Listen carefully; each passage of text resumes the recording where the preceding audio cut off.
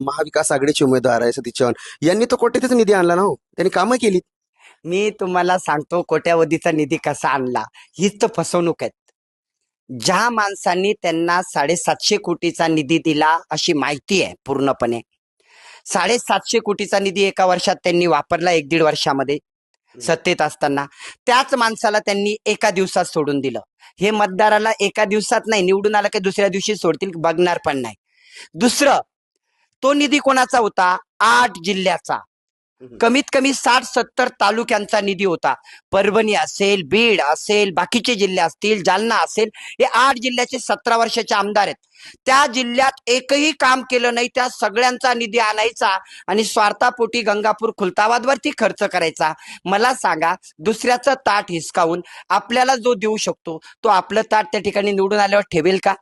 तुम्ही खूप मोठं वक्तव्य करताय. मोठं वक्तव्य आहेच ना, जी रिएलिटी आहे. तुम्ही जा गंगापूर सोडून त्या ठिकाणी बीडमध्ये जा, तुम्ही जा परभणीमध्ये जा, जालन्यामध्ये जा, तिथं 15 वर्षात एक काम दाखवा. एक काम नाहीये त्या ठिकाणी. आणि इथं कामाचा सपाटा लावला स्वतःच्या स्वार्थासाठी. आणि मला माहिती आहे याच्यातून काय घडणार आहे, की जनता हे सगळं काही जाणते. फक्त मतदानाच्या तोंडावरती आश्वासनाचा पाऊस आहे, बाकी काही नाहीये. आणि कुठून तरी जो माणूस त्या बाकीच्या 7 जिल्ह्याचा 8 जिल्ह्याचा होऊ शकला नाही, तो आपल्या तालुक्याचा काय होणार आहे? आलो तुम्ही म्हणताय, पण म्हणजे तुम्हाला असं म्हणायचं का की इतर जागांचा जो निधी होता हा पूर्ण निधी फक्त त्यांच्या स्वार्थापोटी त्यांच्या मतदारसंघात त्यांनी लावलाय? अहो, हे सत्य आहे. मी म्हणतो ना, मी म्हणतो म्हणून नाही. तुम्ही ग्राउंड रिपोर्टला त्या ठिकाणी परभणीला कॉल करा. तिकडे तुम्हाला आमदार दिसले का विचारा. 15-17 वर्षात नाही दिसले. तिकडे तुम्ही कॉल करा, त्यांचे कामं गावागावात किती झालेत, ते म्हणतील नाही झाले. मग तुम्ही आता एका गावाला 25 लाखाचा निधी दिला, 10 लाखाचा दिला आणि त्याच्या जीवावरती मतदान घेणार आहेत. मला एक सांगा, एकाच वर्षात तुम्हाला त्या ठिकाणी गंगापूर खुलताबाद दिसला का? याच्या पहिले 17 वर्षामध्ये 17 वर्ष, 2 वर्ष आपण मागे जाऊ, मला एक काम दाखवा या माणसाचं गंगापूर खुलताबाद मध्ये, तर नसेल. हे काय आहे? हे फक्त फसवणूक आहे. डोळ्यामध्ये मिरचीची पावडर टाकणं चालू आहे कोणाच्या? जनतेच्या. गंगापूर मधील खुलताबाद येथील हे जनतेच्या सगळ्याच्याच तोंडात टाकतात, सगळ्याच्याच डोळ्यात मिरचीची पावडर टाकतात.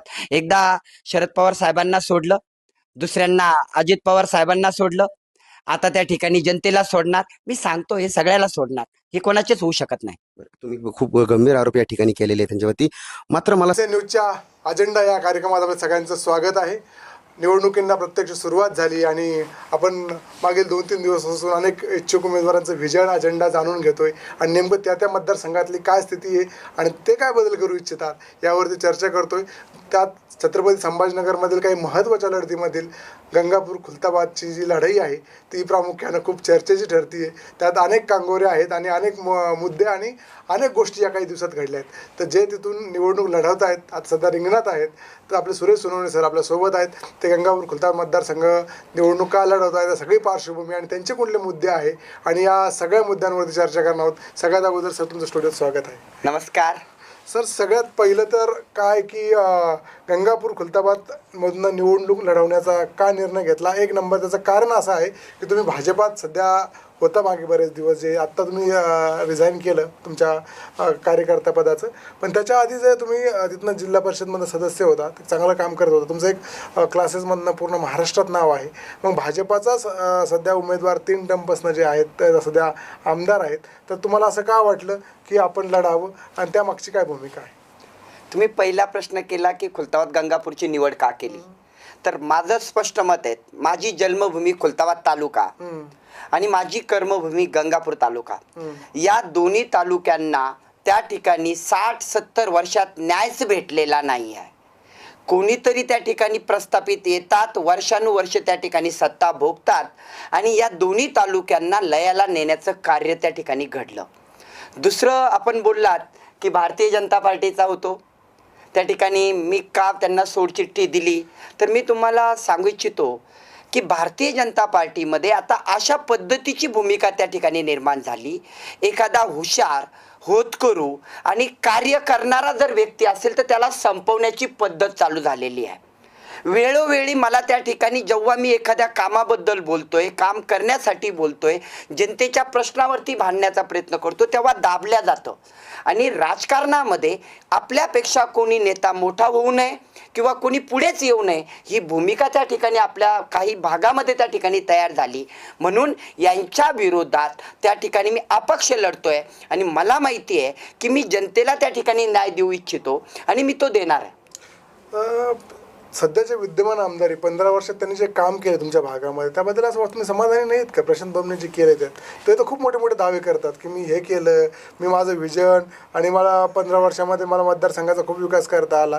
काय ग्राउंड रियालिटी आहे? बघा, 10 वर्ष मी सोबत राहिलेलो आहे.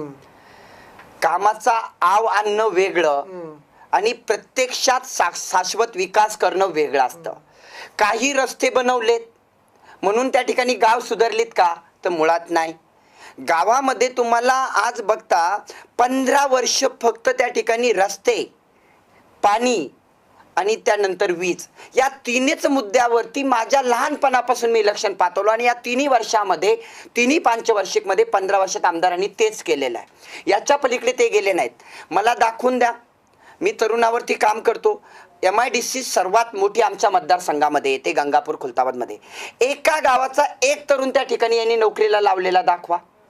त्या ठिकाणी मोजून पूर्ण 15 वर्षात 5 तरुण लावले असतील, ते पण मोठ्या घरचे, जे पैसे देऊ शकतात किंवा काहीतरी करू शकतात. हे मी डोळ्यांनी, उघड्या डोळ्यांनी पाहिलं, पण आवाज उठवता येत नाही. सत्तेपुढे शान पण चालत नाही. त्यामुळे त्या ठिकाणी वेळेची वाट बघावी लागली.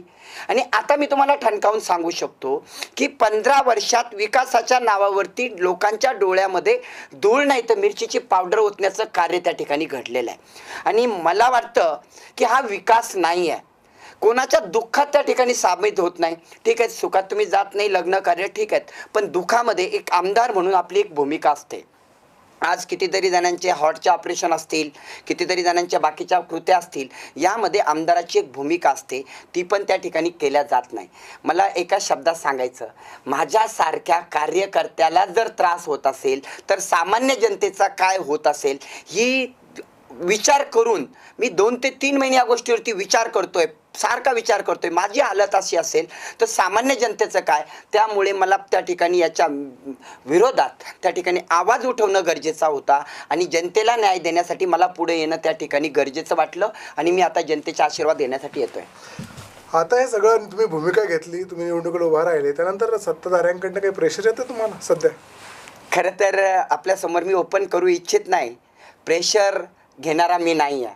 मला खूप मनवण्याचा प्रयत्न होतोय, पण मी तुम्हाला एक सांगू इच्छेल की ही निवडणूक मी लढणार आहेत आणि शेवटपर्यंत लढणार आहेत. माझ्या घरी यांनी त्या ठिकाणी येऊन ठाण जरी मांडलेला असेल तरीलाही काही होणार नाही. भरपूर कॉल त्या ठिकाणी आलेत आणि वेळेनुसार जर त्या ठिकाणी काही गरज पडलीच तर आपल्या मीडियासमोर मी मांडेल. सुरेश सोनवणेंना हा जो प्रस्थापितांचा जो लढा मोडून विस्थापित लोकांसाठी तुम्ही सुरू केला आहे किंवा एका साध्या घरातला मुलगा आमदार होऊ शकतो यासाठी जो लढा सुरू झाला आहे, याच्यामध्ये सगळ्यात मेजर जो आहे की एक बदल घडताना दिसतोय की एक चांगला तरुणांचा रिस्पॉन्स तुम्हाला मिळतोय किंवा सगळ्या याच्यामध्ये येत आहे. पण याच्यामुळे तुमच्या तालुक्यातले जे प्रस्थापित दुखवले जातील याची भीती वाटत नाही? बघा, प्रस्थापित म्हणता नाही येणार यांना. आपण बघा की 15 वर्ष आमदार आहेत आणि दुसरे आता नवीन आलेले 17 वर्षाचे आमदार आहेत. आता दुसऱ्या आमदाराबद्दल बोलूया. 17 वर्ष आमदार असणारा व्यक्ती किंवा 16 वर्ष आमदार असणारा व्यक्ती 7 ते 8 जिल्ह्यांचा आमदार आहेत आणि पदवीधरांचे आमदार म्हणजे आपल्या जिल्ह्याचे आमदार आहेत. आता गंगापूर खुलताबादचे पण आहेत, परभणीचे पण आहेत, त्या ठिकाणी बीडचे पण आहेत. या जिल्ह्यांचा निधी स्वतःच्या स्वार्थासाठी 750 कोटीचा निधी त्या मतदारसंघाचा उचलून एका मतदारसंघात आणला आणि खुलताबाद गंगापूरला टाकला. स्वतःच्या फायद्यासाठी कितीतरी लोकांचे त्या ठिकाणी निधी यांनी वळवले आणि एका तालुक्यात आणले. त्या व्यक्तीला दुसऱ्याचं ताट इकडं आणताना त्या ठिकाणी थोडंही काही वाटलं नाही. मला सांगा, तो निधी इथं वापरला लोकांना खुश करण्यासाठी. पण लक्षात घ्या, जर हे स्वतःच्या फायद्यासाठी हे करू शकता तर निवडून आल्यानंतर हे कोणाला सोडू शकत नाही. निवडून आल्यानंतर हे जनतेला भेटणार नाही. मी ठणकावून त्या ठिकाणी सांगू इच्छितो. कारण असं आहे, जो निधी ज्या माणसाने दिला आत्ताच त्या ठिकाणी अजित पवार यांनी त्या ठिकाणी हा निधी यांना दिला आणि अजित पवार दादांना सुद्धा या माणसांनी एका क्षणात सोडून दिलं. ते जनतेला का नाही सोडणार? आणि मला माहिती आहे जर कदाचित असा माणूस निवडून आला ते जनतेला सहज सोडतील. आणि मला या दोघांशी घेणं नाही आहे. मी जनतेत गेलोय आणि दोघांचाही हिसाब त्या ठिकाणी किती नंबरला राहतो आपल्या माध्यमातून कळेल आणि मोठ्या मताधिक्याने मी निवडून येणार आहे. सामाजिक एक गणित आहे सध्या आणि सगळीकडं मागच्या काही काळापासून मराठा आरक्षण आणि ओबीसी आरक्षणाचा एक मोठा मुद्दा गाजतोय आणि त्यामुळे एक सोशल फॅब्रिक म्हणूया थोडंसं खराब झालं आहे सगळ्या याच्यामध्ये. आणि या सगळ्या परिस्थितीकडं तुम्ही कसं बघता, मराठा रिझर्वेशनकडे कसं बघता? बघा, मी एक ओबीसीचा चेहरा आहे. मी माझ्या अकॅडमीच्या माध्यमातून हजारो विद्यार्थी नोकरीला लागताना बघितलेत आणि मी कधीही मराठा आरक्षणाला विरोध दर्शवलेला नाही आहे. 2018चं मी तुम्हाला एक उदाहरण सांगू इच्छितो. 2018ला मराठा समाजाला आरक्षण दिलं गेलं होतं. तेव्हा महाराष्ट्रामध्ये मी पहिला व्यक्ती असेल ओबीसी समाजाचा की पहिल्या पेपरला मी मराठा समाजाचं अभिनंदन केलं होतं की आता आरक्षण मिळालेलं आहे. कारण मी मुलांच्या डोळ्यातील अश्रू बघितलेले आहेत. 2 मार्कांनी गेलेत, 3 मार्कांनी गेलेत. आणि शैक्षणिक दृष्ट्या ओबीसी समाजावरती कुठलाही अन्याय त्या ठिकाणी नाही आहे. पण दोघांनी एकोप्याने राहावं. पण काय होतं आहे की ओबीसीचे काही नेते त्या ठिकाणी जनतेला भडकावण्यासाठी भाषण देतात आणि त्यानुसार मराठा आणि ओबीसी वाद त्या ठिकाणी चिघळत जातो. आणि मग मनोज दादा जरांगे पाटील जे आहेत ते ओबीसी नेत्यावरती चिडतात. आता हा नेत्यांचा वाद त्या ठिकाणी ओबीसी नेत्यावरचा, त्या ठिकाणी सामाजिक खालच्या लेवलला काही नाही आहे. ओबीसी बांधव आणि मराठा बांधव एका जीवाने राहत आहेत. आणि ग्रामीण भागात मी राहिलो आहे, मला माहिती आहे त्यांच्यामध्ये खूप प्रेम आहेत. पण 1-2 नेत्यामुळे कदाचित त्या ठिकाणी वाद होतात. आणि मनोज दादांची जी भूमिका आहे, मला वाटतं की मराठा समाजाचे विद्यार्थी आहेत त्यांना कुठेतरी न्याय मिळालाच पाहिजे. कारण असं आहे की 1 मार्काने कोणी गेलं, 2 मार्कांनी कोणी गेलं तर त्या ठिकाणी त्यांचं नुकसान होतंच. आणि ओबीसी बांधवही त्या ठिकाणी या गोष्टीसाठी सहमत आहेत. आणि जर एका जीवाने राहायचं असेल, आपण महाराष्ट्रात राहतो, तर मला वाटतं मराठा, मुस्लिम, ओबीसी, बाकीच्या भरपूर कास्ट आहेत, SC असेल, ST असेल, यांनी सुद्धा एका जीवाने राहायला पाहिजे आणि कुठलाही वाद न करता सलोख्याची भावना असावी. पण आता काही महत्त्वाच्या आणि जे जनतेचे मुद्दे आहे, महत्त्वाच्या विकासाच्या काही मुद्द्यांवरती, तुमच्या व्हिजनवरती येऊयात. सगळ्यात आपण खुलताबादपासून सुरू करूयात की बराच दिवस झालं खुलताबादला प्रतिनिधित्व मिळालं नाही, खूप दिवस झालं आणि अनेक वर्ष गंगावर खुलताबाद मतदारसंघ आहे. तर खुलताबाद तुम्हाला संधी मिळाली तर खुलताबादसाठी तुम्ही काय कराल? कुठल्या प्रश्नात प्रामुख्याने आहे? बघा, 60 वर्षात 50 वर्ष या खुलताबाद तालुक्याला आमदार मिळालेला नाही आहे. मी गंगापूर खुलताबाद कधी भेदभाव करत नाही. त्यांना येऊयात. पण खुलताबादमध्ये तुमच्या डोक्यात काय? खुलताबादमध्ये सगळ्यात माहिती माझी जन्मभूमी. बघा, 12 ज्योतिर्लिंग हे त्या ठिकाणी आपल्या वेरूळला आहेत खुलताबाद तालुक्यामध्ये. सगळे ज्योतिर्लिंग करून आलं तर इथे यावं लागतं, पण इथं एकही जण येत नाही. या ठिकाणी पर्यटकांची त्या ठिकाणी पाठ फिरवलेली, कुठलाच विकास नाही आहे. आपण बघा, ज्या माजी त्या ठिकाणी आमदार आहेत 15 वर्षापासून आहे, त्यांचं जर त्या अपक्षाचं त्या ठिकाणी ते सगळं काढलं ना, तर त्याच्यामध्ये पहिला मुद्दा होता की मी पर्यटकाला विकास करेल किंवा अजून काही करेल, म्हैसमाळला हे करेल. एकही गोष्ट घडलेली नाही आहे. म्हैसमाळचा रस्ता 15 वर्षात नाही झाला, आता इलेक्शनच्या तोंडावरती झाला. का? कारण यांना माहीत होतं की आता आपण इलेक्शनला सामोरे जाऊ शकत नाही म्हणून. तिथला जो कॉरिडॉर बनायला पाहिजे घोषणेश्वरचा, तो बनलेला नाही आहे. सुलीभंजन पर्यटन स्थळ आहे, तिथे कोणी जायला तयार नाही.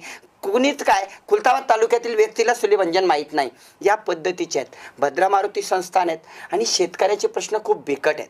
माझ्या खुलताबाद तालुक्यामध्ये ग्रामीण भागात शेतकऱ्याला शेतात जाताच येत नाही पावसाळ्यामध्ये. 4 महिने ते त्या ठिकाणी इतक्या गुडघ्या इतक्या चिखलामध्ये त्या ठिकाणी पाय रस्ता जावा लागतो. मोठे मोठे पाणंद रस्ते त्या ठिकाणी आखडून पडलेत. मी सांगतो, माझ्या जिल्हा परिषदच्या काळात मी किमान प्रत्येक गावात 7 ते 8 त्या ठिकाणी पाणंद रस्ते मंजूर केले. एकही पूर्ण होऊ दिला नाही किंवा झाला नाही. याला कारणीभूत आमदार आहेत. आणि आमदारांनी जर मनावरती घेतलं असतं तर एक रस्ता उभारून ते करू शकत होते. कारण आमदार या शब्दात खूप मोठी ताकद असते.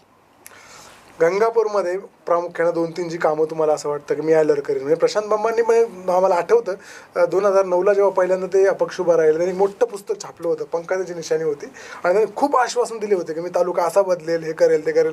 त्यांना ते आतापर्यंत काही करता नाही आलं त्यापैकी. म्हणजे काय होतं की लोकांना ज्यावेळेस अण्णासाहेब याच्याकडे 2 वेळेस आमदार होते, त्यांना तर असं वाटतं मानेंना आपण तोडून एक नवीन माणूस आणतोय आणि एक चांगलं काहीतरी करेल. 10 वर्षाची जी अँटी इन्कम्बन्सी होती, त्यानंतर ते आला आणि ते सगळं फसव ठरलं. आता तुम्ही पण पण त्या पद्धतीने सांगताय, तर तुम्ही मात्र इतकं सगळ्यापेक्षा 3-4 कामं गंगापूरसाठी काय कराल? मला गंगापूर तालुक्यातील पूर्ण गावातील प्रत्येक गावातील एका तरुणाला, 2 तरुणाला, 25 तरुणाला, 50 तरुणाला, 100 तरुणाला, मोठे मोठे तरुण, आमच्या भागात सगळ्यात मोठी MIDC आहेत, तिथे परमनंट जॉब किंवा चांगल्या पगाराची नोकरीवरती किमान त्या ठिकाणी आमचे तरुण पोहोचले पाहिजेत. हे पहिलं काम माझं आहे की दोन्ही तालुक्यातील घराघरातील तरुण कसे कामाला लागतील, उद्योगाला लागतील. हे उद्योगाला का लागत नाही MIDC मध्ये? लॉजिकली कसं शक्य आहे? कसं शक्य आहे त्याचं कारण सांगतो बघा. इथल्या MIDC मध्ये कंपनी मालकांना खूप त्रास आहेत. त्यांच्याकडून बक्कळ अशा काही गोष्टी हासिल केल्या जातात आणि मग आमदार महोदय त्यांना हक्काने म्हणू शकत नाही माझ्या तालुक्यातील मुलांना तुम्ही कामावरती घ्या, कारण आपण कोणाचं काही घेतलेलं असेल तर आपल्याला बोलायचा अधिकार नसतो.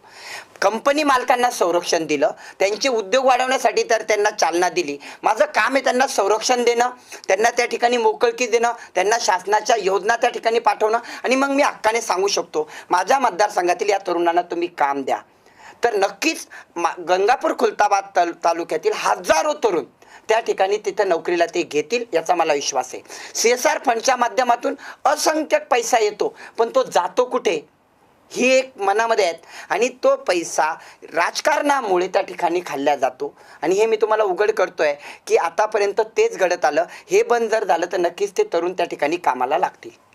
नक्कीच हा तर सगळ्या याच्यातला विषय आहे. नंबर 2, मला अजून एक थोडीशी या सगळ्या मतदारसंघातल्या याच्यातली क्लिअरिफिकेशन तुमच्याकडनं हवं आहे की लढती ज्या होत आहेत सगळ्या ज्या आहेत ते, तर त्यातलं काही बारीकशी अशी चर्चा होती की काहीकडनं घडून आणली जाते की मराठा समाजाची जी सतीश चव्हाणांना पडणारी जी मतं आहेत, तर तुम्हाला पुढं करून कदाचित त्या मतांचं विभाजन किंवा काही मतं ते सतीश चव्हाणांकडे जाऊ शकतात, ती फोडण्यासाठी तुम्हाला उभं केलं आहे का, अशी एक पुसटची आधी दिल्या जात होती. त्याच्याकडे बघा, माझ्याकडे दोन्ही उमेदवाराच्या बाबतीतल्या रेकॉर्डिंग्स आहेत. वेळ आली की मी त्या दाखवून देईल. मला माघार घेण्यासाठी दोघही फाईट करतायत. एक जणीकडून मला त्या ठिकाणी माघार घेतल्या जावे असं म्हणत नाही आहे, दोघांकडून प्रयत्न चालू आहेत.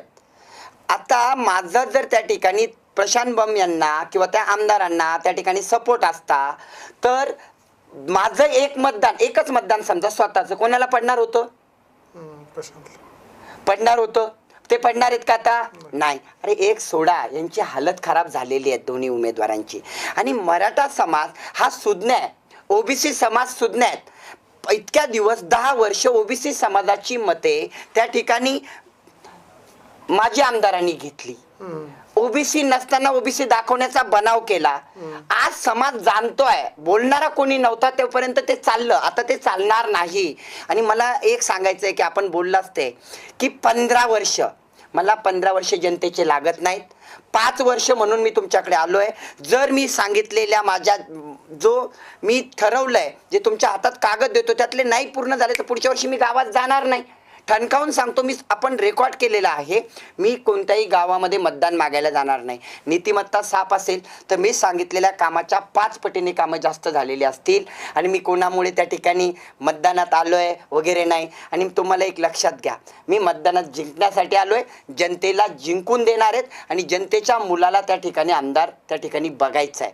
आणि हा आमदार मी एकटा नाही आहे, माझ्या मतदारसंघातली सगळी जनता आमदार बनणार आहे त्यावेळेस.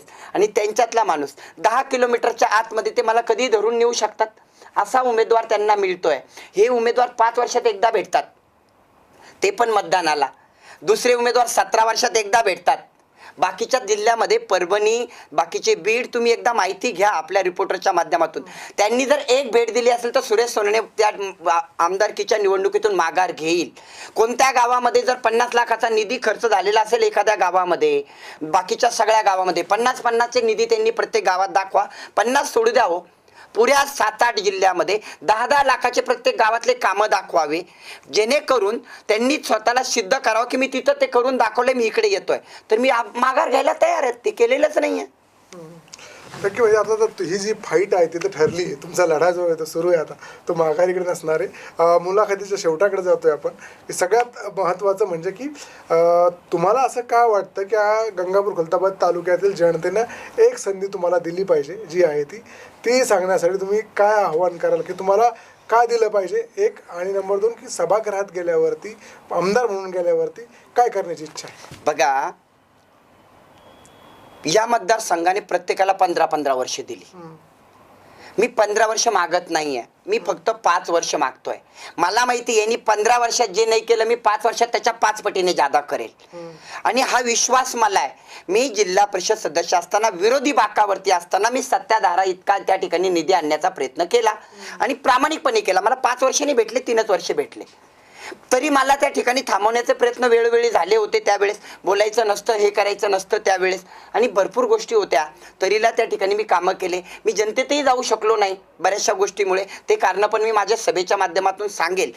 ह्या सगळ्या गोष्टीचा विचार जनतेने करावा. आपल्या मुलांचा, आपल्या घराचा, आपल्या गावाचा विकास करून मला त्या ठिकाणी जनतेचा, माझा आपला मुलगा म्हणून, एक भूमिपुत्र म्हणून तुम्हाला विनंती करतो की माझा विचार 5 वर्षासाठी करावा.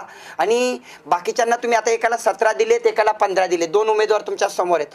त्यांनी करू शकले नाही म्हणून मी करू शकेल या अपेक्षेवरती त्यांनी त्या ठिकाणी जर निर्णय माझ्या बाजूने दिला तर मला वाटतं मी त्या अपेक्षा पूर्ण करेल आणि त्या अपेक्षापेक्षा काही पटीने जास्त माझ्या आईवडिलांसाठी करण्याचा मी प्रयत्न करेल.